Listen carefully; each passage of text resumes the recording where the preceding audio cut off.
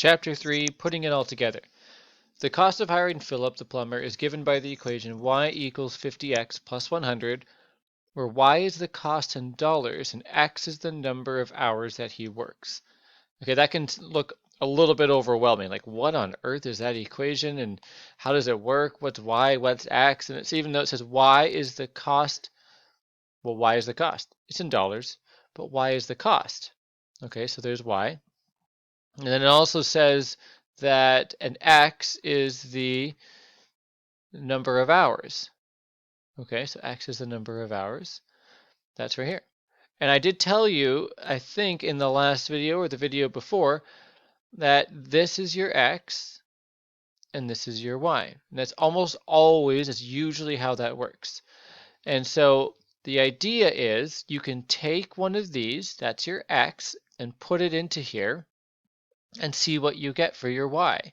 So if you take, these are your y's. If you take 0 and you put it into here, I'm going to zoom in a bit.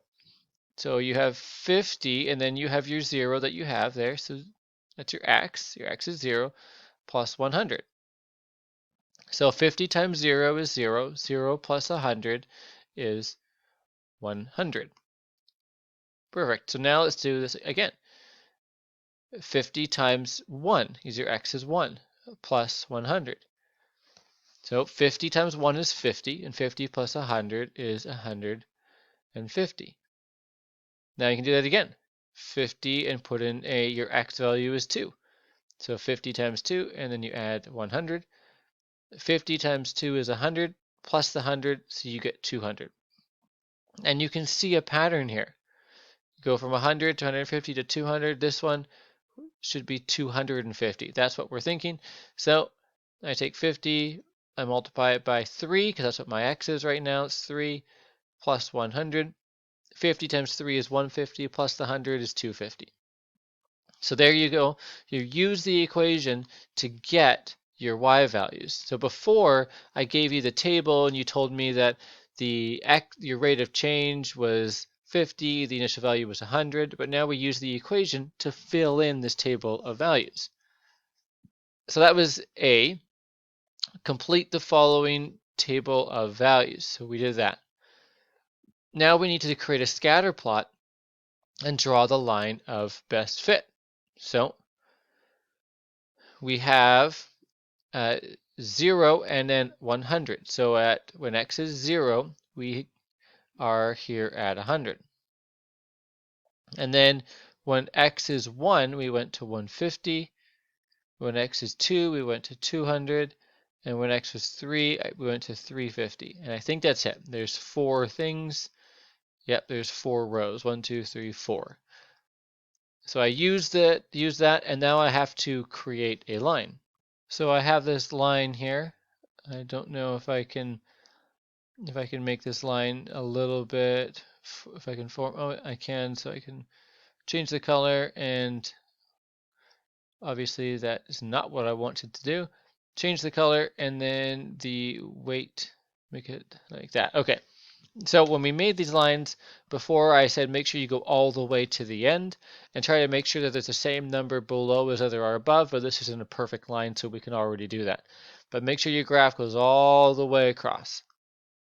So create a scatter plot, which I did, and then draw the line of best fit, which I've now done. So determine the initial value. So the initial value is when the time is 0, what is your height? So that right there is our initial value. We initially start at 100. When time is 0, what is the value? So let's write that.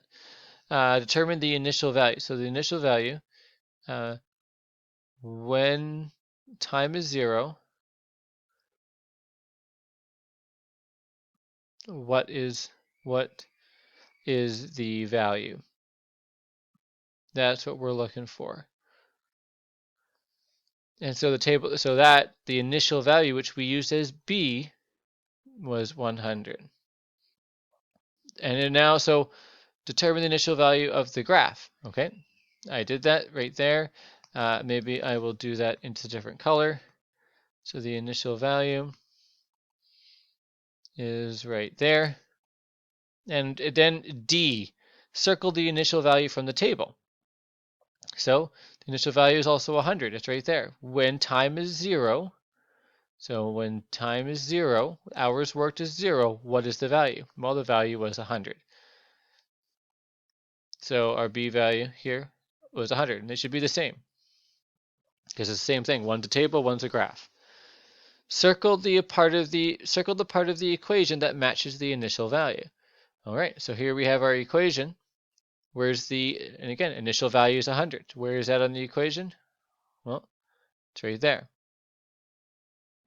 So you can see the initial value in the equation, on the table, and then later on here in the graph.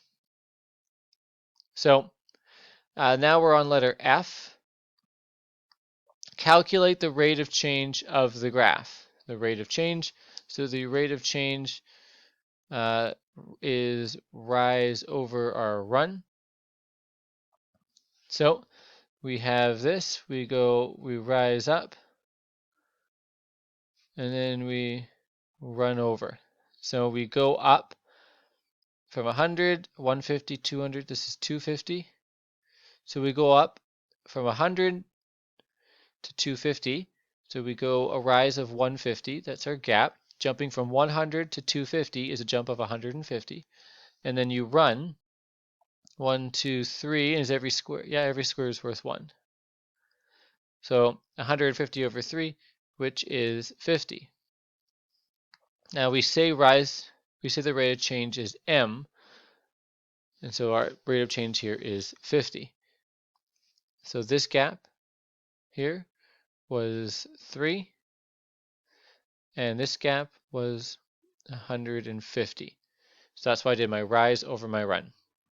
Underline the part of the equation that matches the rate of change. So I'm not actually going to underline it, but I will maybe just use a different color. So the rate of change is right there. And maybe I'll just do that. We'll write that down.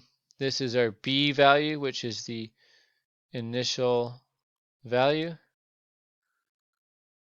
And this is our M value, which is our rate of change, otherwise known as our slope. So that's our rate of change right there, which is 50.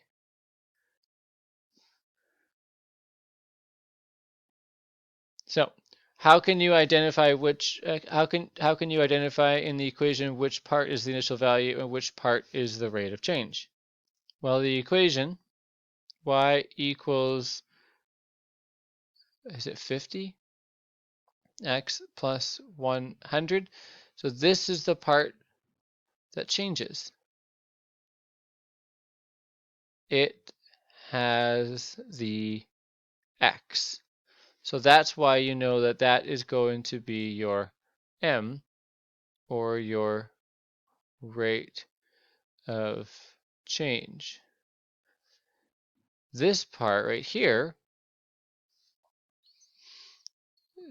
doesn't change. It has no X. So it has no X value in there. So that's why it's called therefore it is the initial value. So the rate of change, it has the X, because the X will affect how it changes. If the X is 2, that's different than if the X is 3. The other one there is not the rate of change. That is the initial value. I can't remember if I did that. I think I did that maybe in green. Yeah. So the one that doesn't have the X is your initial value. It has no X. So when you look at the equation, it has no X. That's why it's the initial value. The other one has the X, so that's why it's changing. So you've got one question now left to do. It's just a practice question. You're going to create a table of values from this, and you have to maybe create an equation. You have to do a line of best fit, and then just answer those, and then you have to do some predicting, a little bit of predicting based on your graph.